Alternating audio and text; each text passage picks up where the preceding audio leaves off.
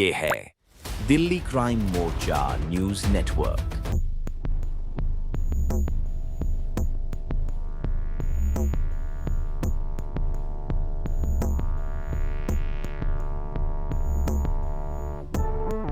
उस्मानपुर के अंदर कल ही एक गोली चलना, 2 मर्डर होना, आप समझ रहे हैं यहाँ पर रहना सुरक्षित है? नहीं, अब तो नहीं है फिलहाल। तो दिन दहाड़े क्या, वो तो एक कदम बढ़ा देता तो सीने में गोली लगती उसके। मेरा तो बच्चा खोज देते हम। तो उन्होंने आवाज दी वो गोली बंद कर दो चलाना, तो नीचे वाली पार्टी ने बंद कर दिया था गोली। नीचे वाली नहीं चलाया, जो ऊपर मुन्ना हलवाई के ऊपर मकान है, ऊपर से गोली छोड़ी तो मेरे बच्चे के पैर में लगी गोली। एक बड़े बाजार में 5-6 राउंड फायरिंग चलना कितनी बड़ी वारदात है? बिल्कुल, ये तो आम जनता के लिए बहुत ही घातक सी समस्या है और इसके लिए प्रशासन को भी बहुत तेज कदम उठाना चाहिए जिससे लोग सुरक्षित हो रह सकें।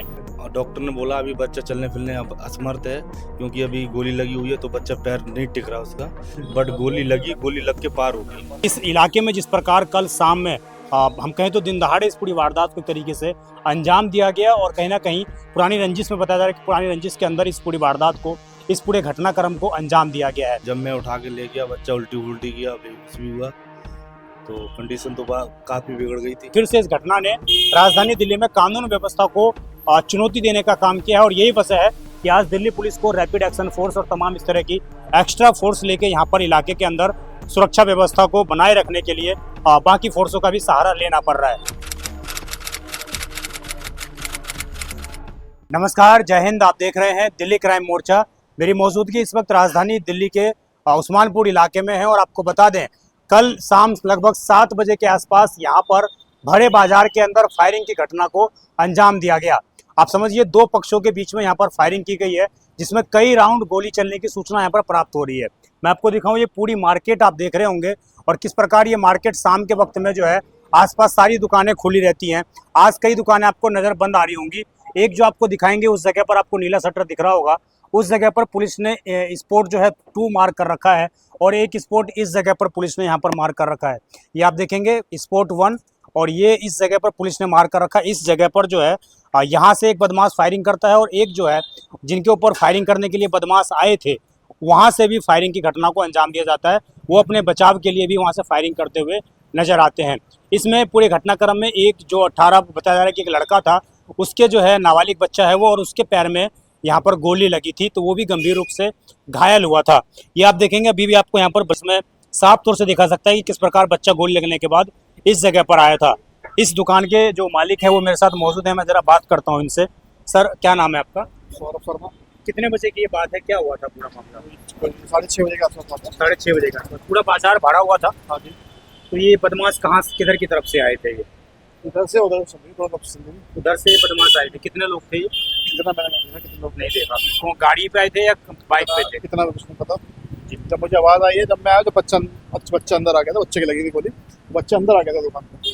कितना बड़ा बच्चा होगा? कितनी उम्र है? 7-8 साल का बच्चा होगा। 7-8 साल का है। तो इसके पैर में गोली लगी? पैर में लगी जी। तो यहाँ से अक्सर इतना भीड़ भाड़ वाला इलाका है ये। दूसरी तरफ क्या दूसरा परिवार ने भी फायरिंग की थी? उतना मैंने नहीं देखा। बस कितनी राउंड चली होंगी कुछ मालूम आपको? जो आवाज सुनी है 5-6 के आसपास आवाज सुनी थी। 5-6 के आसपास। तो इस इलाके में पहले भी क्या इस तरह की कोई घटना? पहली बार हुई। लेकिन उस्मानपुर के अंदर कल ही एक गोली चलना, 2 मर्डर होना, आप समझ रहे हैं यहाँ पर रहना सुरक्षित है? नहीं, अब तो नहीं है फिलहाल। तो जी। अब फिलहाल कानून व्यवस्था लगातार बिगड़ रही है इस इलाके में, दिन पे दिन बिगड़ती जा रही है। जी। क्या वजह है? आप लोग व्यापारी आदमी हैं, क्या वजह मानते हैं? रोड पर रहते हैं आप 24 घंटे, क्या वजह मानते हैं आप लोग? वो तो बता रहे हैं कि आपसे की उनकी पहले की लड़ाई थी, उस चक्कर में उन्होंने किया है। लेकिन आपसी लड़ाई में भी इस तरीके से पब्लिक प्लेस में आके फायरिंग कर देना, ये तो गलत है ना। तो कानून हाथ में ले रहे हैं अपने, जो गलत चीज है। तो इसके लिए एक्शन लेना चाहिए ना जी पुलिस वालों को। आपको कुछ मालूम है सर? आप इसी मार्केट में रहते हैं क्या? हाँ, इसी मार्केट में रहता हूँ, लेकिन मैं उस समय अवेलेबल नहीं था। लेकिन आपने घटना सुनी होगी। हाँ, आप समझिए एक बड़े बाजार में 5-6 राउंड फायरिंग चलना कितनी बड़ी वारदात है? बिल्कुल, ये तो आम जनता के लिए बहुत ही घातक सी समस्या है और इसके लिए प्रशासन को भी बहुत तेज कदम उठाना चाहिए जिससे लोग सुरक्षित हो रह सकें।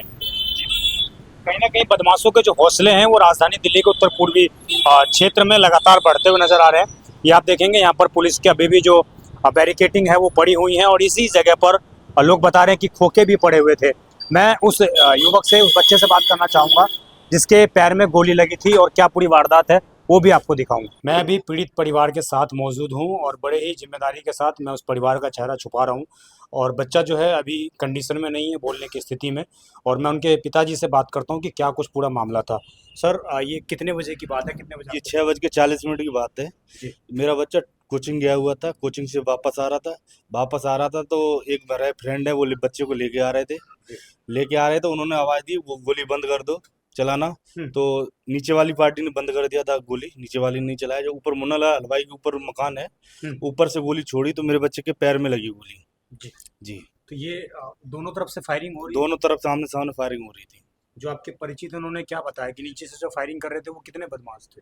वो ऊपर 5-6 लोग थे, ऊपर छत पे थे, बाकी नीचे थे। इतना तो मैं था नहीं वहाँ पे, तो मेरे को बताया कि ऐसे से मैं बाहर गया था, मैं आया तो बताया कि ऐसे से तुम्हारे बेटे की गोली लग गई। तो मैं भाग के गया, मैंने अपना बेटा उठा के और सीधा हॉस्पिटल ले गया।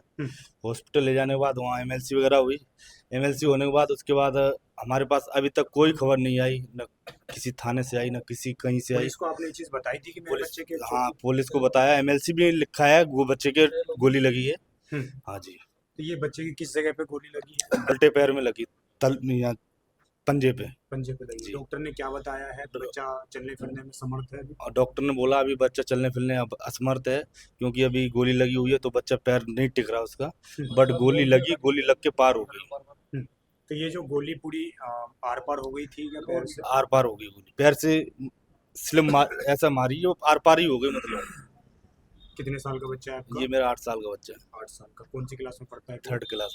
उसके बाद सदमे में होगा पूरा बच्चा ये? बच्चा जब मैं उठा के ले गया, बच्चा उल्टी किया, बेहोश भी हुआ, तो कंडीशन तो काफ़ी बिगड़ गई थी। फिर ले जाके जगह प्रवेश में दिखाया, जगह प्रवेश वालों ने रेफर कर दिया जीटीबी। फिर जीटीबी से मैं आज सुबह लेके आया। बाकी अब तो ये आप कह रहे हैं कि पुलिस ने अब तक आपका बयान नहीं लिया? मेरे बयान जो भी बयान लिया वहाँ एमएलसी जब कराई वहीं जूरू पुस्ता हॉस्पिटल ने बयान लिए। उसके बाद से आज पूरा दिन कट गया, कोई भी पुलिस का फोन नहीं आया, कुछ भी नहीं आया। क्या एफआईआर में नाम बच्चे का इंक्लूड किया गया कि नहीं किया गया? ऐसा कुछ नहीं आया। बच्चे से भी कोई बयान कुछ? बच्चे के काउंसलिंग बयान लिए तो बोला बेटा कैसे गोली लगी, कहाँ से लगी, तो उसने यही बोला कि मैं वो ट्यूशन से आ रहा था, ऐसे से मेरे पैर में। तरह की कार्रवाई की उम्मीद करते हैं आप? कार्रवाई तो यही है, अब जो मेरे बच्चे की गोली लगी है उसका देख लिया जाए। बाकी वो लोग तो जो हैं वो सबको पता ही है। किसी और जगह पे भी बच्चे की गोली लग सकती थी इस तरीके से? इस तरीके गोली दिन दहाड़े क्या, वो तो एक कदम बढ़ा देता तो सीने में गोली लगती उसके। मेरा तो बच्चा खोज देते हैं। आपने देखा परिवार से मैंने बात की किस प्रकार परिवार जो है भयभीत है। और ये स्पॉट 2 है, ये आप देखेंगे पुलिस ने मार्किंग कर रखी है। इसी जगह से जो है इस परिवार ने अपने बचाव में जो है उन बदमाशों के ऊपर फायरिंग करी। अभी इलाके की स्थिति ये है कि आप देखेंगे यहाँ पर पैरामिलिट्री के जो जवान हैं उनको यहाँ पर तैनात कर दिया गया। तमाम जो फोर्सेस हैं उनको आरएफ रैपिड एक्शन फोर्स को यहाँ पर तैनात कर दिया गया है। उसके पीछे की वजह यह है कि इस इलाके में जिस प्रकार कल शाम में हम कहें तो दिन दहाड़े इस पूरी वारदात को तरीके से अंजाम दिया गया और कहीं ना कहीं पुरानी रंजिश में बताया जा रहा है कि पुरानी रंजिश के अंदर इस पूरी वारदात को, इस पूरे घटनाक्रम को अंजाम दिया गया है।